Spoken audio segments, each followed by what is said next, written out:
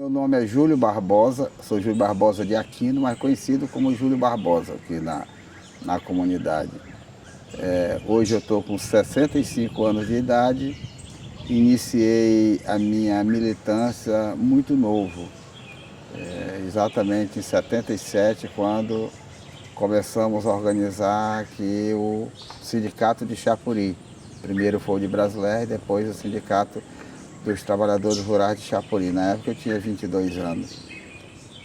E também meu primeiro trabalho como militante ou como um ativista se preparando para se inserir no movimento social e popular foi nas comunidades eclesiais de base. Essa é a minha formação de início, talvez foi o meu batismo, foi nas comunidades eclesiais de base através da Igreja Católica.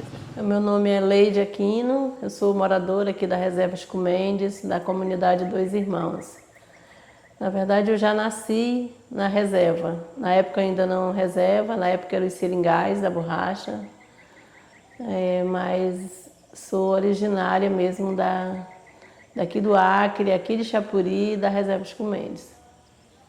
Meus pais eram seringueiros. O meu avô era do estado do Pará, que veio na época da guerra, né, que vieram aqui para a Amazônia para virar seringueiro. Eu nasci, na verdade, no Seringal Cachoeira, que hoje é o projeto de assentamento agroextrativista Cachoeira. Nasci lá. E de lá eu saí com 6 anos de idade, passamos aqui pela cidade, não morando na cidade, mas muito perto da cidade. Naquela época era muito difícil quem morava na zona rural ter a oportunidade de estudar. E eu tive a oportunidade de estudar, fazer até a 4ª série primária. Quando eu estava com 13 anos de idade, meu pai mais uma vez mudou para o Seringal, para longe da cidade. Foi lá para onde nós fomos em 1968. E de lá nós não saímos até hoje. É lá onde está a nossa comunidade, onde está a nossa colocação, onde nós terminamos de se criar e aonde eu aprendi a cortar seringa, trabalhar com extrativismo. Nossa, aquela época, os seringais aqui eram o nosso mundo. A gente não via nada além disso. Para a gente vir do seringal que a gente morava aqui na cidade de Chapuri, a gente via uma vez no ano. A gente vinha sempre na época do 20 de janeiro, que é a festa do padroeiro aqui da cidade, onde a grande maioria dos seringueiros são todos devotos desse santo. Então era a única época do ano que a gente via na cidade, a cada ano. O nosso mundo era aquele lá do seringal. E seringueiro, chegar na cidade, você sabia, seringueiro era sinônimo de atraso, né, de quem não sabia se vestir, de quem não sabia nada, né? Era seringueiro. Seringueiro só prestava para enricar o patrão, né? Trabalhava o ano inteiro, mas quem enricava era o patrão. Eram os filhos e as filhas do patrão que iam estudar em Belém, estudar em Manaus, né? Que se formava, que era doutor. Filho de seringueiro era seringueiro. Hoje, a gente está até fazendo essa discussão agora nas comunidades. Tem alguns políticos, principalmente políticos, que ficam com discurso, seja lá na Assembleia, lá na Câmara Federal, dizendo que a reserva é um atraso, que a reserva extrativista impede o desenvolvimento, mas o que a gente vê aqui é o contrário, né? Assim, uma quantidade muito grande de pessoas que estão fora, que tem muita vontade de ir lá para dentro. E a gente tem que fazer uma força imensa para não deixar que pessoas que não tem nenhum perfil extrativista, né, vá para lá para desmatar, para descaracterizar a reserva. E o filho do seringueiro, um seringueiro que está lá, né, que vive organizado lá na sua comunidade, nem se compara a qualidade de vida que o filho dele vai ter acesso do quem mora aqui na periferia da cidade. Né, quem mora aqui na periferia agora é que realmente é o excluído. Eu sou das poucas que naquela época consegui me alfabetizar aos 14 anos de idade. Eu sou de uma época que para a gente ter a oportunidade de estudar, você tinha que trabalhar muito, você tinha que lutar muito. Então era muito difícil porque normalmente as famílias que nasceram e se criaram no Seringal, daquela época, da época que eu faço parte, eram famílias que eram muito numerosas. Então eu mesmo sou de uma família de 12 irmãos vivos hoje. Mas minha mãe teve 15 filhos nascidos, 15 filhos vivos, e teve 3 abortos e morreu com 48 anos de idade. Só para ter uma ideia de como era a dificuldade daquela época. Quando chegava a 8, 9 anos de idade, já tinha que começar a trabalhar, ajudar os pais, seja na roça, que era a roça de subsistência, no plantio da mandioca, do arroz, do milho, ou seja, ajudando o pai no corte da seringa. Eu aprendi a ler e escrever, fiz até a 4ª série naquela época, graças a morar perto da cidade, mas muitos da minha idade daquela época mal aprenderam a assinar o nome, e muitos ainda cresceram, ficaram velhos, pai de famílias, analfabetos. Então vieram a começar a estudar, a aprender alguma coisa quando começou a ser implantado o projeto seringueiro aqui na região, lá no início da década de 80.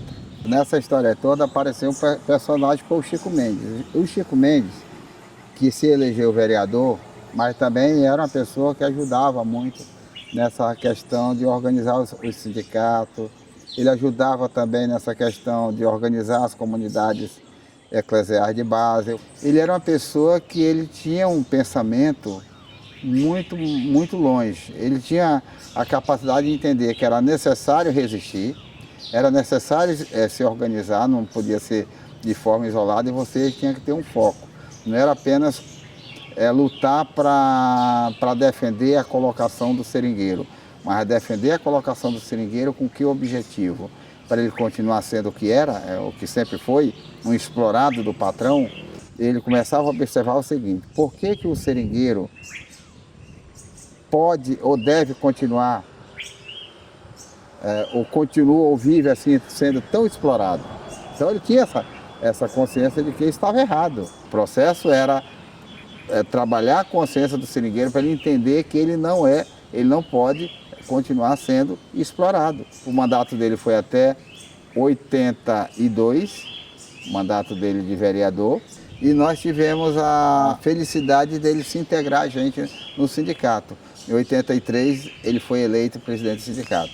E como presidente do sindicato ele começou realmente uma luta muito forte, mobilizando a companheirada toda e começando a discutir uma plataforma, porque nós já tínhamos começado em 81, ainda no mandato de vereador dele, um trabalho de implantar algum modelo de educação que pudesse também ajudar na conscientização do seringueiro. Mas ele tinha consciência de que o seringueiro ele não precisava só se conscientizar politicamente para o movimento sindical, mas ele precisava também aprender alguma coisa. Ele precisava aprender pelo menos ler e escrever, porque ele era explorado pelo patrão que comprava a borracha dele, explorado pelo patrão que vendia mercadoria para ele, e explorado e enganado pelo fazendeiro que fazia muitas vezes ele assinar papel em branco com a digital. Então ele precisava pelo menos aprender a ler e escrever um pouco para poder saber ler a nota que o patrão fazia da mercadoria que ele comprava, e também aprender a olhar no peso da balança para saber se ele estava sendo roubado ou não na hora de pesar o produto. E também não assinar mais papel em branco para fazendeiro nenhum. Então, era uma coisa muito simples, né? A gente não pensava naquela época, o Chico não pensava a transformar o seringueiro em um professor, mas era transformar o seringueiro em uma pessoa que tivesse consciência e que pudesse ele mesmo ter noção do que ele estava fazendo, do que ele estava lendo. Eu acho que foi aí que surgiu a criação do Projeto Seringueiro, que foi o projeto mais importante no trabalho de alfabetização da nossa turma dos seringais. Há 30 anos atrás, 32 anos atrás, a gente aqui nos seringais de Chapuri, a gente não dava para contar nos dedos as pessoas que sabiam ler e escrever, né? A gente começou esse programa de ensinar mesmo os seringueiros a ler e escrever já com o Chico Mendes, a partir da criação do sindicato. E ele, na época, conseguiu reunir um grupo de amigos, de professores, de pessoas que queriam ajudar, e criaram, na época, o Projeto Seringueiro, que era um projeto de alfabetização de jovens e adultos. Começou a acontecer aqui em Chapuri, iniciou em 8 comunidades. Naquela época nós tínhamos mais de 80% do nosso povo na zona rural, dentro da floresta, analfabeto. Hoje, menos de 10% da nossa turma que estão dentro da floresta são analfabetos. E quem é analfabeto hoje são pessoas que têm mais de 80 anos de idade. Porque quem é jovem, na sua grande maioria, só aquele que não quis.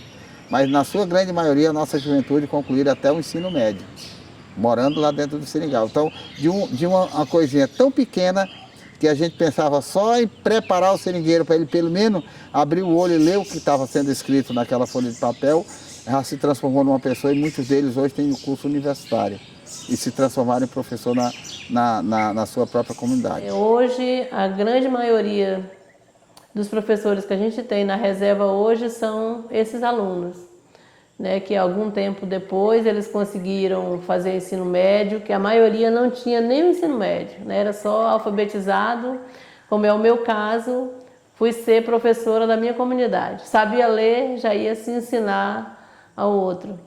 Olha, para gente falar dessa questão de a gente começar a aparecer e ser reconhecido, ou pelo menos visto, num ambiente muito mais distante do que o nosso aqui, eu acho que tem uma coisa que nós não podemos deixar de lembrar. Tem um grupo de padres que chegaram aqui, 2 padres que vieram, um brasileiro e outro italiano, e mais 2 freiras que vieram para cá com a missão de criar os grupos de evangelização nas comunidades, ou seja, levar a teologia da libertação para as comunidades. E aqui em Chapuri tinha um padre, que era o pároco da cidade.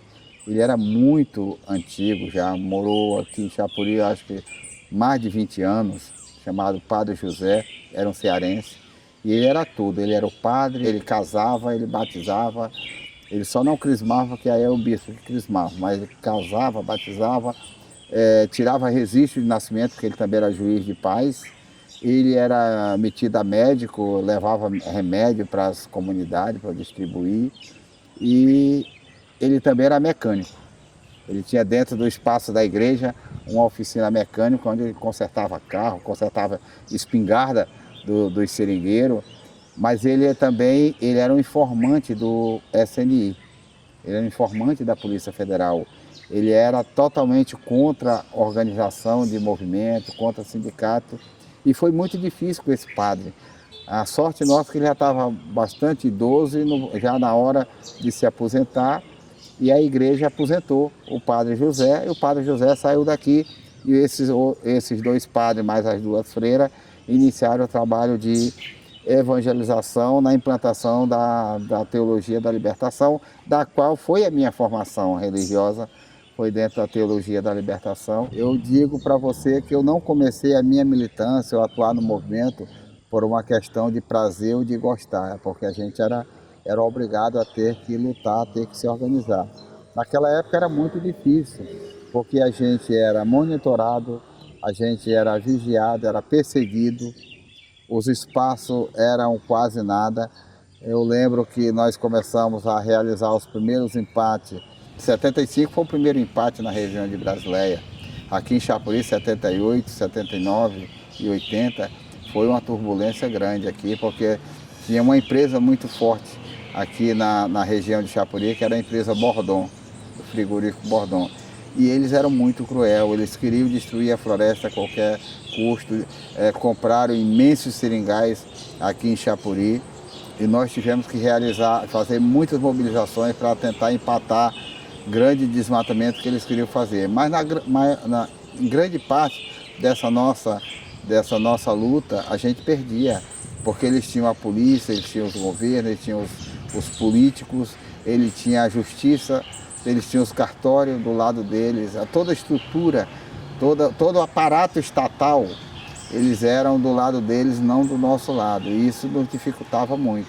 Então, naquele momento era muito difícil. Foi por essa razão que muitos companheiros nossos foram assassinados, muitos companheiros nossos foram expulsos. Só para você ter uma ideia, lá no início dos anos 70, 75 para frente principalmente, quando eles começaram a chegar aqui, os fazendeiros, de forma muito forte, o que é que eles faziam? Eles se articulavam com o cartório, com a justiça, e os seringueiros, na sua grande maioria, eram analfabetos, eles juntavam os pistoleiros deles, levavam os seringueiros lá na sede, onde eles estavam construindo a sede da fazenda, e através da pressão, eles faziam o seringueiro com o dedo assinar uma folha de papel em branco. E essa folha de papel em branco, depois eles transformavam numa declaração do seringueiro, abrindo mão da sua colocação para o fazendeiro desmatar. E através de uma ação judicial, eles conseguiam fazer com que aquele seringueiro fosse expulso da sua colocação.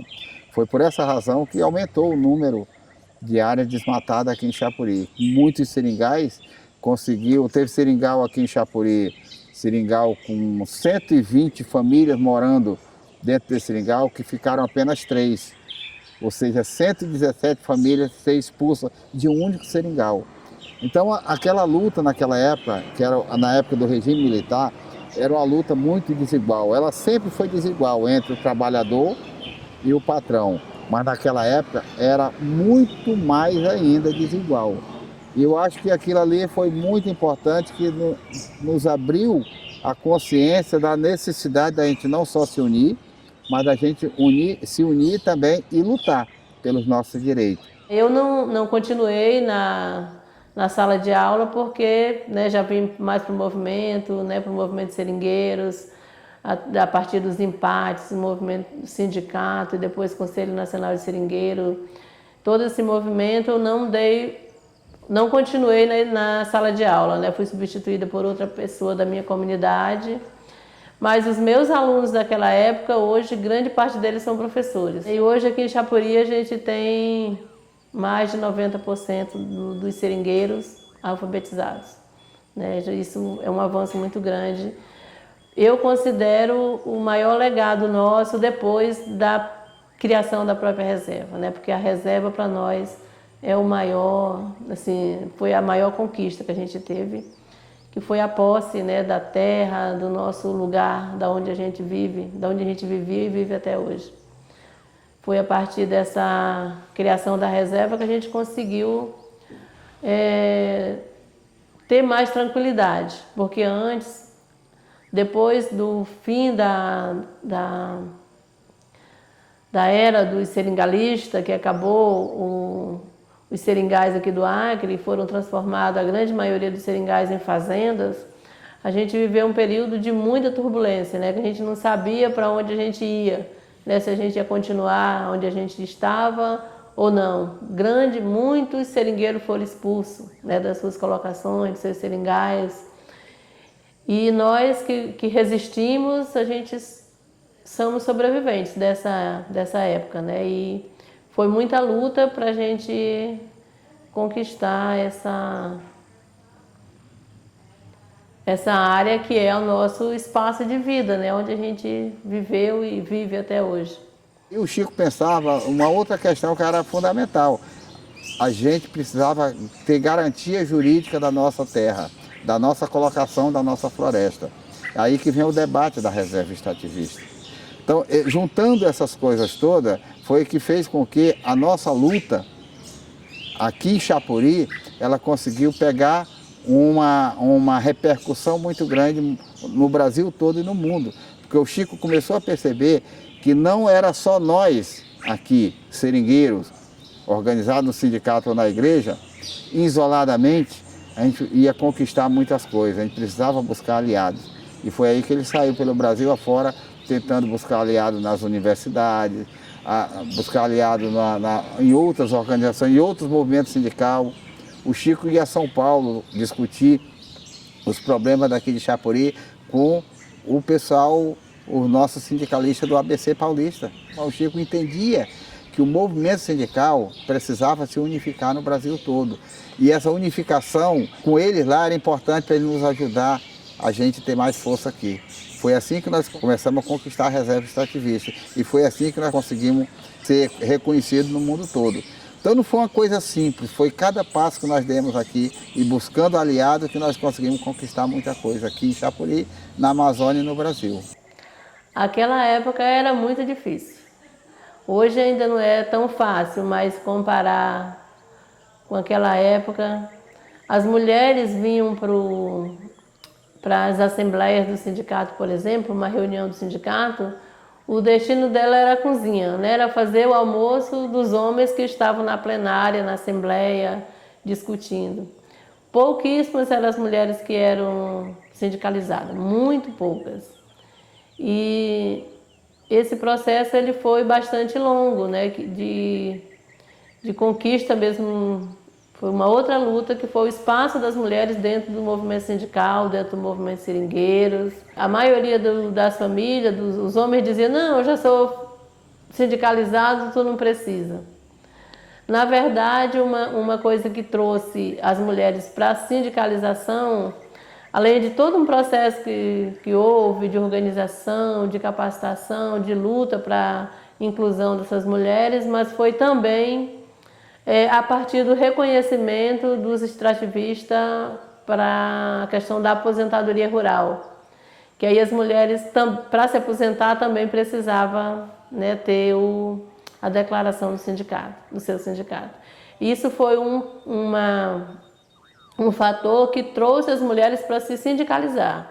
Não significa que trouxe as mulheres para participar, né? Porque muitas vezes as mulheres eram sindicalizadas só mesmo para garantir a aposentadoria.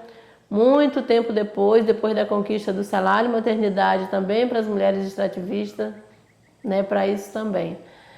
Mas a questão da participação, de fazer parte das diretorias, dos processos de tomada de decisão, isso foi todo um processo que aí já muito puxado pelo movimento sindical, né, mesmo aqui do Acre, pela federação e até pela confederação, que no caso a CONTAG, né, que ajudou muito estabelecendo as campanhas de sindicalização, né, trabalhando essa parte da formação mesmo das mulheres, do entendimento da necessidade das mulheres também participar. Eu me sindicalizei muito cedo, com 18 anos eu já estava sindicalizada no sindicato. Mas a minha mãe, por exemplo, ela só foi se sindicalizar quando ela já estava próxima de se aposentar. E isso foi a realidade de muitas, né, das mulheres na zona rural. Eu sempre tive assim, uma vontade muito grande. Quando eu vivia com meus pais, eles puxavam muito, assim, liberavam um pouco para participar das atividades da igreja, mas do movimento sindical já não deixava muito, porque tinha aquela coisa dos pais não deixar muitas filhas mulheres, né, sair, não podia sair só sair se fosse acompanhado com alguém. E aí isso era um fator a mais que dificultava a participação da gente. E eu tive uma oportunidade que eu casei aos 18 anos com uma pessoa que já era do sindicato, né? E aí foi não que ele também dissesse, agora tu vai participar do sindicato, mas eu vi também uma possibilidade de conseguir e graças a Deus consegui mesmo, né? Eu sempre já participei de todos os empates, boa parte dele, que ele estava junto, a gente já participou e acompanhei esse processo aí durante esses mais de 30 anos de luta aqui da nossa região. O que é o empate? É o seringueiro unido em grupo, de forma pacífica, chegando até um local onde tinha um grupo de peão desmatando, a mando de um fazendeiro, e nós, de forma pacífica, mais organizada, chegava lá e pedia para os peões parar, e os peões paravam e iam embora. Só que no ano seguinte o fazendeiro voltava novamente. Ele pegava a licença do IBDF, na época, hoje é IBAMA, e voltava novamente para desmatar. A gente vinha fazer um novo empate. Era um sentimento, era um misto de medo, mas com a certeza de que a gente tinha necessidade de fazer aquilo, né? Ou a gente enfrentava a luta, aquilo era uma forma de luta que a gente achou, para a gente poder permanecer nas nossas colocações, nos nossos seringais, ou a gente seria, né, expulso como muitos seringueiros, muitas famílias foram expulsas. A gente tinha medo, sim, mas a gente se apegava a essa necessidade que a gente tinha e também a força que um dava para o outro, né? Que todos se juntavam nesse momento. E claro que em muitos momentos a gente tinha medo, mas a gente tinha também essa vontade, essa necessidade muito grande de resistir. Mesmo nos tempos mais difíceis que a gente teve aqui em Chapuri, mesmo, a gente teve uma época que a gente, quem era envolvido em no sindicato de trabalhadores rurais, a gente não tinha nem como sair muito à noite, se chegasse na cidade, muito cedo tinha que estar recolhido. No dia a dia da luta, a gente sempre procurava também uma forma de de que não fosse só a parte pesada, né, da que a gente pudesse se divertir também. A gente tinha sempre um sanfoneiro, uma pessoa que tocava violão, né? Eu lembro que quando a gente estava num dos maiores embates que a gente teve, que foi o empate lá do Recanto do Equador, que depois a gente acampou aqui na cidade, num órgão que antecedeu o IBAMA, chamado IBDF, né, que a gente tinha uma sedezinha aqui em Chapuri, e a gente tinha esgotado todas as possibilidades lá, e a gente, né, veio todo mundo que estava no empate acampar nesse órgão IBDF aqui na cidade. E era uma época, não sei se mês de junho ou julho, eu sei que fazia frio à noite. E as pessoas dormiam na área, né, e ninguém estava esperando para ser recebido pelo governo do estado, e a gente não era recebido, e ficavam lá. E à noite, as pessoas ficavam, tinha roda de baralho, roda de dominó, tinha alguém tocando violão, e a gente ficava até tarde, mas, né, depois do cansaço, e todo mundo dormia. O pessoal dormia na área mesmo, com colchonetes, ou sem nada mesmo, coberto com uma lona. E um dia, depois que todo mundo se aquietou, chegou a 2 pistoleiros e dispararam, ninguém sabe a quantidade de tiros nas pessoas. Teve pessoa que estava dormindo lá que pegou 7 balas, né? E esse foi um momento assim de muita tensão, dos mais tensos que acho que a gente teve. Mas a gente conseguiu, muito tempo depois, a regularização dessa área. E hoje ela é um projeto de assentamento de desenvolvimento sustentável, né? O PAI Equador. E era assim, a gente sempre achava alguma forma de fazer a vida não ficar tão dura. Naquela época estava acontecendo uma coisa importante que acontece até hoje, que a gente chama de autodemarcação das terras indígenas. Então os índios já tinham seu formato de organização. E a aldeia indígena é como que, se a gente pegar hoje uma terra indígena, é como que seja um seringal. E uma aldeia indígena é como que seja uma colocação de seringa.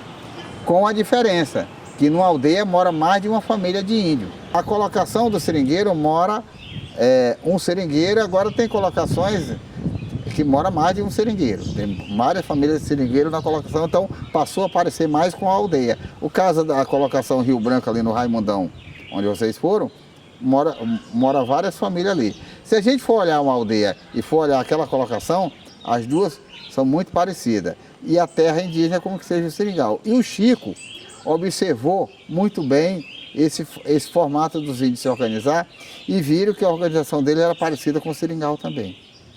E como a nossa luta, né, pelo empate nem sempre tinha vitória, tinha muito mais derrota do que vitória, o Chico começou a não só ir lá nos encontros dos índios, como também começar a chamar a liderança dos indígenas para vir participar do nosso encontro aqui no Sindicato de Chapuri. E começou também a chamar lideranças indígenas para ir junto conosco aos empates. E os índios começaram a ir também nos nossos empates. E foi exatamente nesse negócio de a gente vai para lá, eles vêm para cá, fomos construindo uma coisa que a gente chama de namoro entre os extrativistas, os seringueiros e os índios. Porque secularmente a nossa história não é uma história bonita. Porque nós fomos usados, na época era o patrão que vinha inclusive do Nordeste para cá, trazendo também nordestino, e esses nordestinos da qual eu sou descendente, eles vinham para cá e aqui eles eram utilizados para eliminar populações indígenas inteiras para poder os patrões abrir os seringais e abrir as estradas, começar a explorar a seringa e fazer borracha. Nós temos uma história que é uma história triste da nossa relação entre o seringueiro e o índio. E o Chico sabia que era necessário quebrar essa corrente de uma história triste para uma coisa que fosse a benefício dos dois. Porque tanto o seringueiro como o índio são duas categorias que não mereciam estar brigando entre eles. E dessa relação entre o índio conosco e a gente com eles, começou a surgir a ideia, por que a gente não constitui uma aliança e transforma isso num documento, numa declaração de aliança dos povos da floresta. E foi aí que em 89, já depois da morte do Chico, no primeiro encontro dos povos da floresta realizado em Rio Branco, nós criamos a Declaração dos Povos da Floresta, que ela tem um eco até hoje. 31 anos depois, a Aliança dos Povos da Floresta ainda ecoa na Amazônia, no Brasil e no mundo. A prova é tanto que agora, há menos de um mês atrás, eu e Ângelo participamos do encontro no Rio Xingu, lá convocado pelo cacique Raoni, e lá nós reatamos novamente com muito mais clareza, diante das mesmas necessidades, que é a defesa dos nossos territórios, essa retomada mais uma vez da Aliança dos Povos da Floresta. A Aliança dos Povos da Floresta, lá há 30 anos atrás, ela foi uma necessidade exatamente para a gente fortalecer essa luta que era, naquele momento, o carro-chefe era a luta pela terra.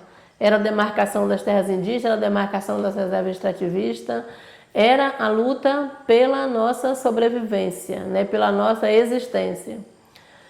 E essa aliança ela foi muito importante, né? A gente tem muitas conquistas, se a gente for pegar na Amazônia inteira e até fora da Amazônia.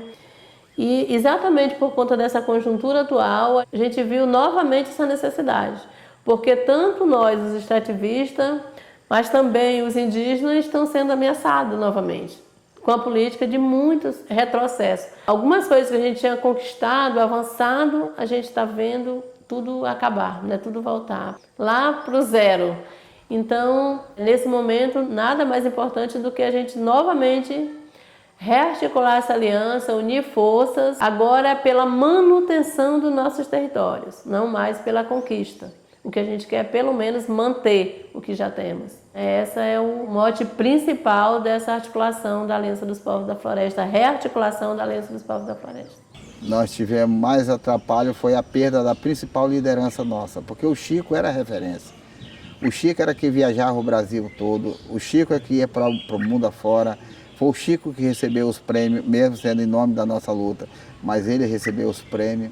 E quando o Chico foi assassinado, ele foi assassinado num momento que a gente não estava preparado, com outra liderança preparada à altura. Eu era o vice-presidente do sindicato na época, que ele foi morto, e tive que assumir a presidência do sindicato no lugar dele.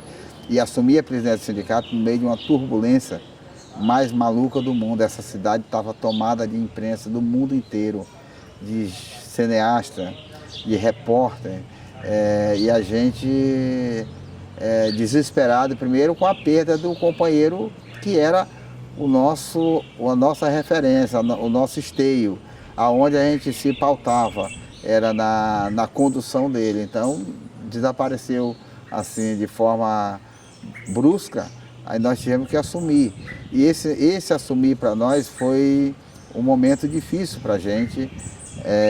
O Chico, ele tinha uma capacidade incrível de unificar todo mundo e nós ficamos meio perdidos. E junto com isso veio muita disputa. Uma delas foi a concorrência de várias empresas do cinema correndo aqui para Chapuri já para querer fazer um filme contando a história do Chico Mendes. E aí começa a vir a discussão nisso aí de contrato.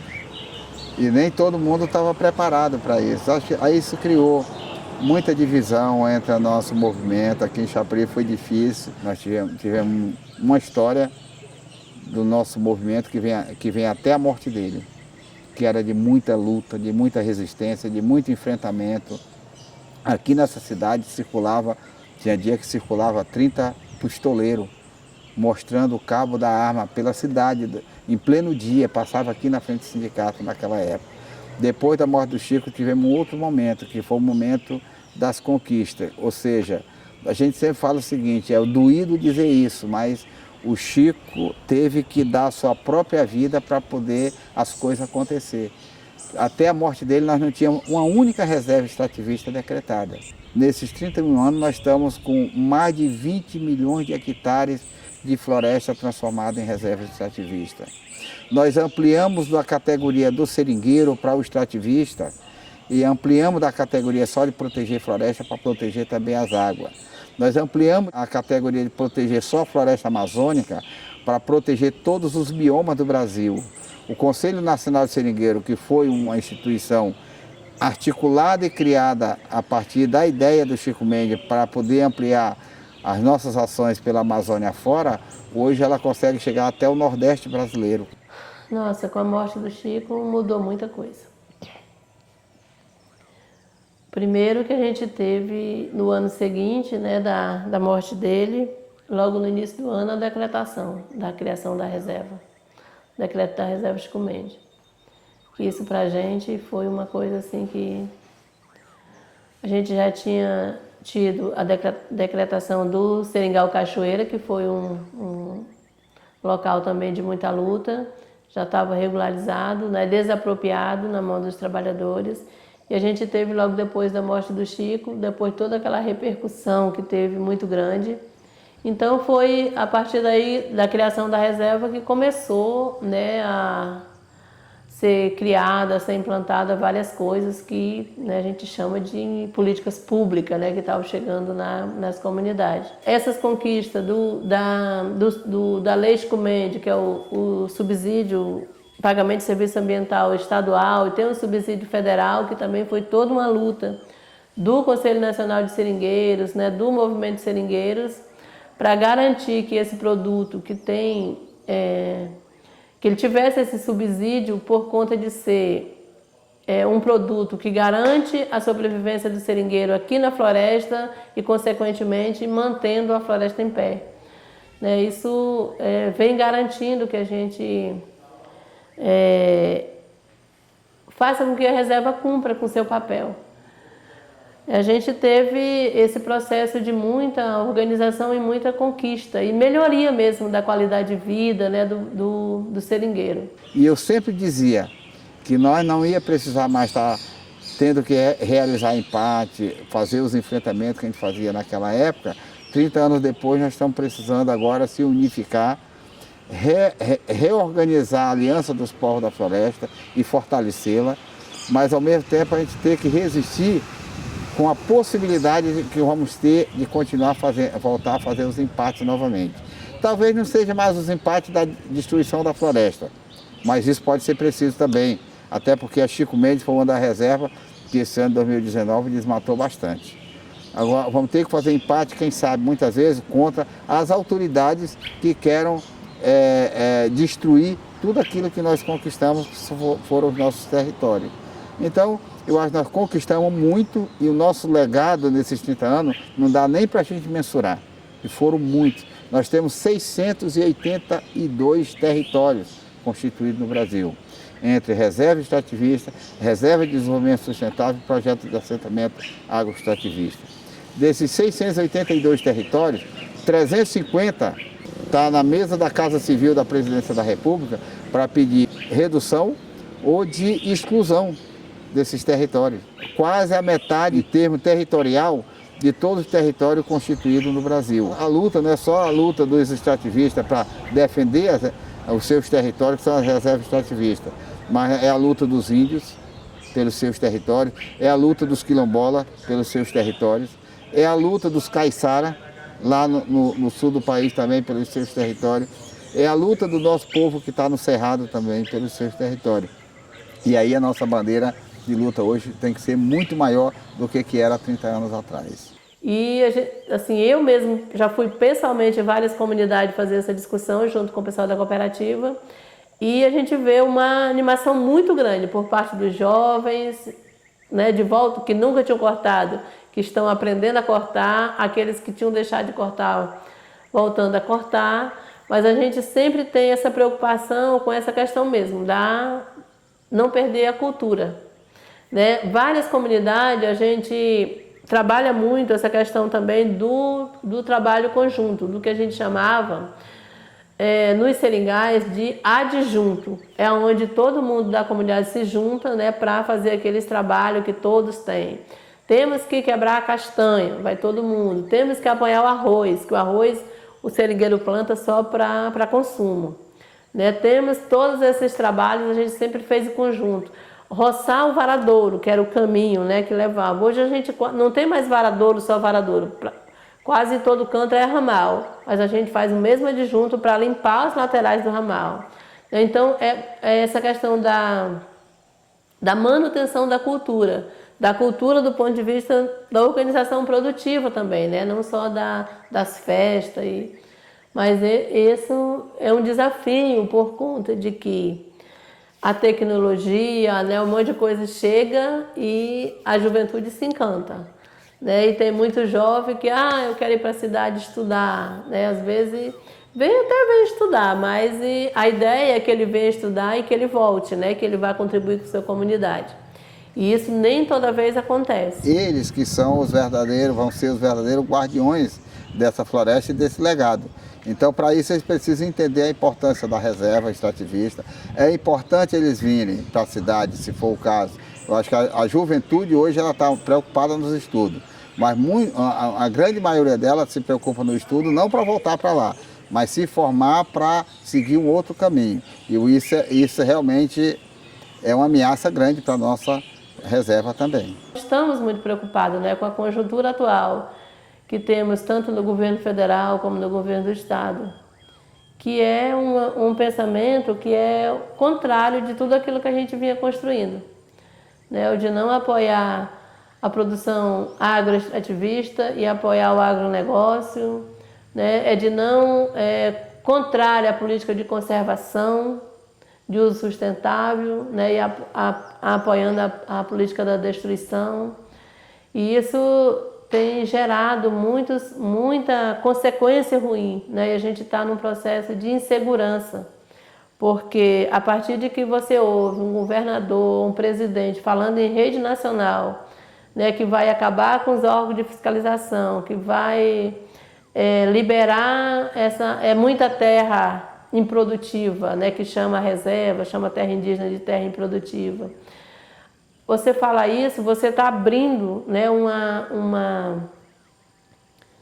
assim, para uma corrida muito grande de quem está fora, de quem gosta de especular terra, de quem é grileiro, de quem não costuma respeitar a tradição e o modo de vida local, né, para uma corrida. E o que aconteceu? Por que esse ano a Reserva Chico Mendes levou esse título de reserva que mais desmatou? Então nós avançamos em muitos aspectos. E isso foi acomodando a nossa turma a achar que já tinha conquistado tudo. No entanto, a gente precisava avançar mais, que era na consciência do nosso povo, para entender que esse território não foi conquistado a partir de uma vontade dos governantes, mas ele foi conquistado a partir de uma luta que foi muito forte. Então, quando se pensa assim, não, o pessoal foi esquecendo, foi fraquejando, foi se acomodando, não foi se acomodando. Foi começar a pensar que já estava tudo conquistado, agora é só avançar no sistema de produção. E não é isso. Eu acho que agora, mais uma vez, os nossos territórios, apesar de ter conquistado tudo isso, eles estão bastante ameaçados com as políticas de retrocesso do governo federal e do governo do estado do Acre. Eu confesso que eu acho que a gente tem pensado muito, né, nessa conjuntura atual que não favorece nada a nós, né, que somos pequenos, que somos moradores de comunidades tradicional. A gente não vê falar do ponto de vista da sociedade, do governo, em nada que nos favoreça, né? Só as falas, né? O que se coloca é de que nós representamos o atraso, né? De que o extrativista está ocupando uma grande área de terra e impedindo o desenvolvimento. E a gente, claro que tem um pouco de medo, né, dessa conjuntura, mas a gente também tem a esperança de que isso não vá, né, que o brasileiro vá saber escolher melhor daqui para frente, que a gente possa não ficar nessa conjuntura tão perversa para nós por muito tempo, que a gente consiga, né, resistir e também que a gente chegue numa conjuntura mais favorável para não só para nós, comunidades extrativistas, indígenas, mas para todo mundo, né? A gente sabe que nesse período atual a gente não vai conseguir avançar muito, mas a gente vai pelo menos, né, garantir o que a gente quer, pelo menos garantir o que a gente já conquistou. Claro que do ponto de vista geral, das políticas públicas, das conquistas do povo brasileiro, quando o povo perde, nós também somos o povo. Eu não saí da luta, na verdade. Eu acho que a gente usou mais o institucional para fortalecer a luta. Eu acho que foi uma outra escola. Eu falei na minha participação na igreja, no sindicato. Agora, ser prefeito foi uma outra escola. Eu fui, em 89, eu fui eleito presidente do Conselho Nacional dos Seringueiros. Não tinha nenhuma reserva criada. Hoje eu sou presidente de novo, fui eleito em novembro passado. E tenho um mandato de 4 anos. Estou no exercício do mandato do Conselho Nacional de Seringueiro, agora com mais de 600 territórios. Na época não tinha nenhum. E já fui e sou também diretor da Associação Concessionária da Reserva, aqui na área de Chapuri. A volta do AI-5, a volta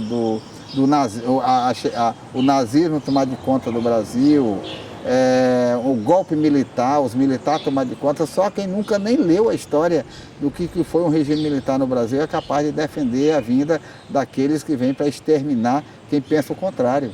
Então acho que isso é muito preocupante. E eu não quero dizer que tem muita gente que diz, não, foi culpa da mídia, foi culpa de não sei do que fez com que chegasse o que... Eu acho que sim, todo mundo tem culpa nisso aí. Agora nós que estávamos governando tivemos culpa também, que demos espaço para que essas brechas viessem a acontecer. Eu acho que nós chegamos num ponto que ele não tem como recuar e não vai recuar. Eu acho que ele vai avançar sim. Agora, nós estamos passando por uma turbulência, isso que diz a Bíblia. Sempre você tem turbulência no meio do caminho. Se a gente está num avião, às vezes a gente entra numa turbulência que o avião balança todinho, nós estamos passando por essa turbulência. Ela não é fácil, não. Nós vamos ter muito trabalho, mas eu acredito que nós vamos superar porque eu acredito muito no povo brasileiro, e falando especificamente daqui, eu acredito muito na nossa companheirada que estão lá dentro da floresta. Nossa reserva, ela tem quase 1 milhão de hectares de extensão. Nós temos hoje mais de 3 mil famílias morando dentro dessa reserva. Dessas mais de 3 mil famílias, eu digo para você que não dá 300 famílias que vivem de forma ilegal, que tenta praticar a ilegalidade. A grande maioria quer morar na reserva de forma legal, quer proteger ela, por isso que eu acredito muito no futuro. O problema do gado não é nem o morador que está lá, que continua desmatando ou que desmata, mas é aqueles que de forma ilegal tentam entrar para dentro da reserva. O nosso trabalho agora é um trabalho de conscientizar todos os moradores, voltar a fazer uma discussão sobre o que é o plano de utilização da reserva, o que é uma unidade de conservação, qual é o direito que eu tenho lá dentro dessa unidade de conservação, para que esse tipo de atividade ela consiga ter uma barreira. Eu diria uma barreira para dizer, não vai existir mais a criação de gado na reserva, mas que seja criado dentro daquilo que o plano de utilização determina, porque não é proibido nenhum seringueiro criar o gado, só que ele tem um limite para criar o gado. A nossa preocupação agora, nesse momento, é que tem muitos fazendeiros que já desmataram a sua área da fazenda toda e continuam aumentando a sua produção de gado, que é a que estão fazendo. Estão incentivando, aconselhando o seringueiro a desmatar parte da sua colocação e eles pegam o gado e colocam lá de arrendamento. Aí isso realmente é muito grave e isso traz um risco muito grande para a nossa reserva. A maior parte do município é floresta. Né? O PIB, se for ver o PIB do município, é extrativismo. Primeiro, né? Depois o boi e outras coisas. A gente tem uma pecuária muito forte aqui em Chapuri também, né? Mas a maioria do território, boa parte dele é reserva extrativista. Mas a gente está fazendo assim, uma corrida mesmo contra o tempo, né? andando de comunidade. Esse ano a gente já andou muito, mesmo no período invernoso, fazendo essa discussão do risco que a gente está correndo. E o que a gente viu, passando em cada uma das comunidades, o contrário de que, né, até aqui na cidade, a opinião pública fala, é que os seringueiros não querem mais ser seringueiro, que o seringueiro está desmatando tudo, mas é exatamente o contrário, né? A gente tem, as comunidades ainda estão realmente preocupadas com esse processo, é deputado pedindo para desafetar a reserva, né? É senador dizendo que tem que acabar com esse negócio de reserva legal. Então isso causa uma insegurança muito grande, né? E uma necessidade da gente voltar a se reunir muito mais e a ficar sempre alerta, né? Inclusive buscando apoio com outras reservas, com outros estados, né? Com a luta que é não só nossa aqui do Acre, mas da Amazônia inteira. Mas nós vamos ter que fazer uma viagem na Europa, nós vamos ter que visitar os principais compradores de soja do Brasil, do agronegócio do Brasil, que compra o produto, faz aumentar o desmatamento da nossa floresta brasileira, né, não é só da Amazônia. Então nós vamos fazer, através da Aliança, uma grande agenda internacional esse ano. Então eu acho que a Aliança promete atuar esse ano com muito mais força do que atuou lá em 89. Quando eu cheguei desse encontro do Xingu, lá com os índios, eu cheguei e falei para os meus companheiros aqui que para mim foi uma energia nova, porque nós fizemos uma declaração em 89 com muito índio, com muito entusiasmo, mas essa de agora, minha ida ao Xingu, me encontrar com aquela turma do Xingu, os caiapós, índios do Brasil inteiro, do Nordeste, índio da Bahia, índio do sul do país, naquele encontro ali, e a gente fazer uma discussão daquele nível, e os índios, que era a grande maioria, não índios, só tinha eu e a Ângela Mendes naquele encontro, e a grande maioria daqueles índios chegar para a gente e dizer o seguinte, as principais líderes caciques, chegar para a gente e dizer que agora mais do que nunca nós temos necessidade de retomar a aliança dos povos da floresta, porque o que está em jogo não é apenas os territórios indígenas ou as terras indígenas. O que está em jogo no processo todo também é os territórios que foram conquistados por toda a população, toda a comunidade tradicional do Brasil. Então, eu acho que com aquela nossa ida, com o encontro do Xingu, nós vamos ter condição de retomar a aliança de forma muito mais forte. Nós temos 3 netos e a gente nunca, eles moram aqui na cidade, porque a mãe deles mora aqui, mas todos os finais de semana eles estão lá. Eles sabem fazer tudo que a gente tem da floresta, sabem andar na floresta, sabem pescar no igarapé, né? Sabem fazer tudo. E a gente não quer que eles percam isso, né? O Júlio sempre disse, daqui mais um dia vai ser vocês que vão ter que cuidar, né? Então eles estudam, mas eles vão para lá, né? E conhecem tudo, sabem como é que a gente faz as coisas, né? Come caça do mato, sabe comer castanha, com o que come, né? Sabe tudo. Ajuda na criação dos animais. Eu imagino, para mim, a nossa reserva, o nosso lugar, a nossa colocação, ele é a única coisa que a gente vai deixar para eles, né, de garantia. Se eles não tiverem um emprego aqui na cidade, porque a gente sabe que hoje, por mais que a pessoa estuda, mas isso não garante que você, né, vai ser... Às vezes você... Mas o nosso lugar, a nossa reserva, a condição de vida que a gente tem lá, mesmo com dificuldade, mas a gente garante, né, uma vida que não é nem de perto o que a gente vê aqui mesmo em Chapuri, né, aqui nas periferias, uma vida sem perspectiva nenhuma. Então aquilo para a gente é o que a gente vai deixar de segurança para eles.